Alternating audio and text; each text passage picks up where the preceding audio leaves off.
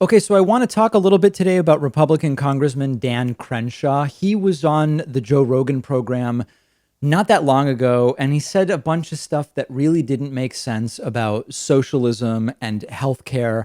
And Joe Rogan pretty effortlessly sort of made mincemeat of Dan Crenshaw's arguments. And I did a story about it, and there was great interest in it. And clearly, some of my audience has been following Dan Crenshaw since, because I got a bunch of emails this morning about an interview that Dan Crenshaw gave to Fox and Friends. I believe it was yesterday.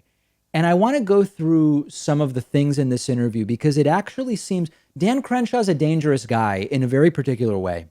He seems not just uninformed, but actually delusional. And he presents his delusional, uninformed ideas in an eloquent and sort of Ben Shapiro type way where it's like, wow, he seems so convinced that this is so obviously the truth that it clearly must be, even when what he's saying doesn't really make any sense. And as a result, he's become a real conservative hero to a lot of right wingers who are just looking to have red meat thrown at them and talking points that they can use. So this is it. It's scary to see that he's almost becoming like a pseudo intellectual figure among some on the right. And I know you'll be scared by that idea. But I want to dig into just a couple of the things he said yesterday during this Fox and Friends interview. So, first of all, here he is railing against Marxism, which he says there's been a concerted effort to bring to the United States for decades. Take a listen to this. Always part of the plan. It has been for decades, actually, and it started well back into when Marxism made its way into the United States in the 60s. And they're always looking to take advantage of some kind of situation to make people think that their country is evil so that they can justify their own Marxist revolution. That is what's happening here. And you can't be blind to that. The plan for decades for Marxism to come to the United States in order to make people believe the United States is evil in order to cause a Marxist revolution. So what he's taking here is like maybe a 1% accurate idea that in Marxism, there is this idea that when capitalism fails, there will be a revolution which will usher in a Marxist state. That's a Marxist idea. That's true. But you've really got to break down what he's saying piece by piece because it's a gish gallop. It's just gish gallop is a debate term where you just throw out a bunch of stuff. And particularly on Fox News, Brian Kilmeade is not going to be the guy to go through step by step. So first he says there's been a plan for decades.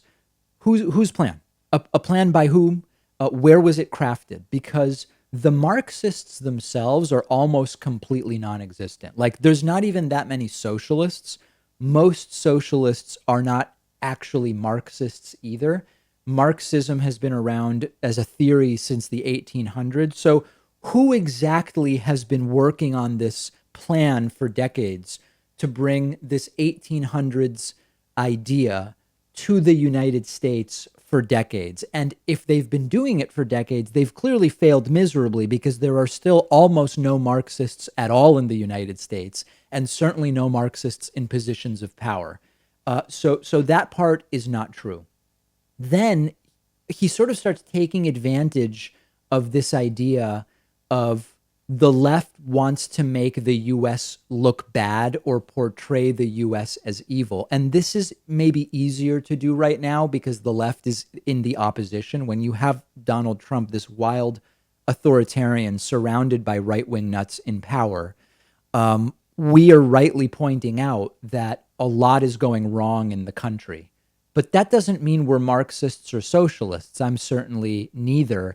And he's taking advantage of the situation that has left the left, that has placed the left in a position of having to say the U.S. is a bad actor in some cases. The U.S. is a bad actor on coronavirus because of the failed response from Trump and mostly Republican governors. That doesn't mean the country is in and of itself bad. That's a very simplistic and childish sort of way to categorize countries. It's cartoonish thinking. The real view is the United States as a country, given how rich we are, could be a force for so much more good than it is. And that's what we want to get back to. and it doesn't mean a socialist takeover or a Marxist uprising. So again, Gish Gallop from Dan Crenshaw. Here's another clip where Crenshaw blames the police brutality, the anti-police brutality protesters for the spike in cases in Texas rather than Texas reopening too early. Let's take a look at that.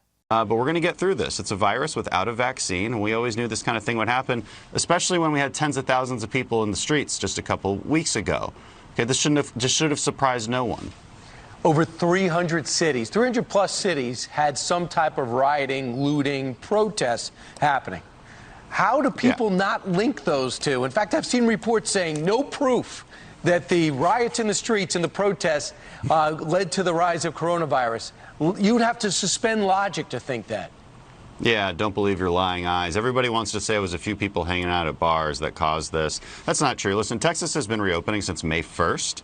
Okay, we've been getting back to normalcy since May 1st, and everything was declining as a result. Cases were declining. This spikes happened after tens of thousands of people got together in close proximity. Again, there's nothing wrong with saying that. That's just the truth, and we're just dealing with it now. It's not about blaming anybody. It's just about being honest with causes and effects. So notice that Brian Kilmeade says, we had rioting and looting and protesting. Like what we mostly had was actually protesting. This is a linguistic tool that's used. You first mention the rioting and the looting, and then you mention the protesting. Always frame things as mostly violent when you're against the message. But the real meat here is the cases, which Dan Crenshaw says is him being honest. Listen, we got to be honest. It's the anti-police brutality protests that spiked cases. Now, I said up front, the virus knows no political ideology. The virus doesn't care whether you're protesting against lockdowns or you're protesting against police brutality. Both can spike cases. The facts happen to be that the anti-lockdown protests were mostly people not wearing masks, whereas the anti-police brutality protests were mostly people wearing masks. Not everybody. You saw a few masks at the anti-lockdown protests, and you saw a few people without masks at the anti-police brutality protests. But by and large, people were wearing masks, and the masks work. Even Sean Hannity said it on his program last night. So in New York City and in Boston, we had huge protests, and we didn't have a spike. And in fact, we see a continued decline in New York and Massachusetts. In other places, you had protests, and there has been a spike, and the spike appears to be mostly because of people without masks in restaurants. We're hearing about outbreaks at nail salons and the like, and even Texas's own governor said we probably opened bars too early, which is certainly an admission that things have not gone exactly right. So my ideology is truth, and my ideology is health. I was worried there would be a major spike because of the protests. Fortunately, the protesters widely wore masks, and it doesn't seem as though those protests caused a big spike. Conversely, we're starting to see some elements surrounding Tulsa, Oklahoma, that are seeing more rapidly increasing cases. That could be because of Trump's rally at which 6,200 people crowded together. Well, crowded. There was some room because it was so empty, but many of them were crowded together without wearing masks. Let's just tell the truth and don't fall for Dan Crenshaw's BS.